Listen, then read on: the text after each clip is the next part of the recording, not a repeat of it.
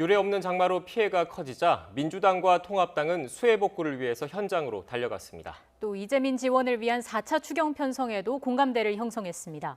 이와 관련해서 민주당과 정부는 내일 긴급 당정회의를 열고 논의에 들어갑니다. 국회로 가보겠습니다. 최하영 기자. 네, 국회입니다. 네, 오늘 여야 모두 국회를 비우고 수해 복구 현장으로 갔는데 어디로 갔습니까?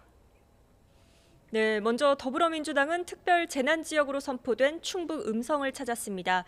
민주당 김태년 원내대표 등은 오전부터 이곳에서 수해 복구 작업을 돕고 있는데요. 민주당은 오늘부터 모레까지 현장에서 피해 복구를 돕습니다. 내일은 전당대회에 출마한 당대표와 최고위원 후보들이 전북 남원을 찾아 수해 복구 활동을 하고요. 모레는 이해찬 대표와 최고위원들이 경남 하동 화개장터 일대를 찾을 계획입니다.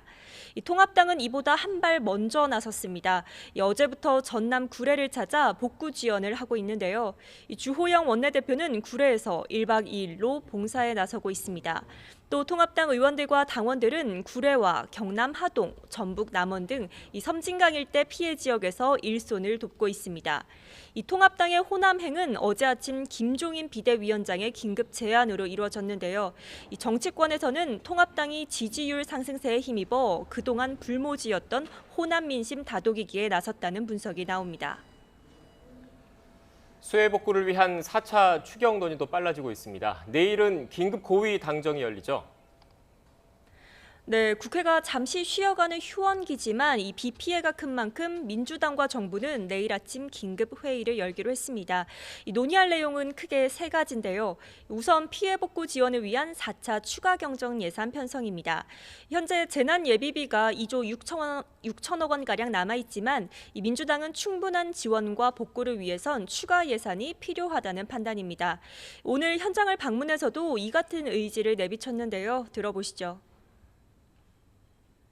그다음에 여러 가지 그 피해 보상과 또 피해에 대한 재난 지원금들도 과거의 기준으로 만들어 놨기 때문에 지금 물가나 또 여러 가지 물품들에 대한 가격들이 제대로 반영이 되지 않고 있는 게 현실입니다. 이 부분 만약에 우리가 저런 기준을 상향한다든가 하면은 추가 재원이 필요하게 될 것입니다. 그런데 저런 제도를 거쳐가면서 하기에 추경이 실기하지 않을지. 또 통합당도 여기에 힘을 싣고 있습니다. 어제 김종인 비상대책위원장은 수해 규모가 너무 커져 충당하려면 추경을 안 할 수 없다며 긍정적인 입장을 밝혔습니다.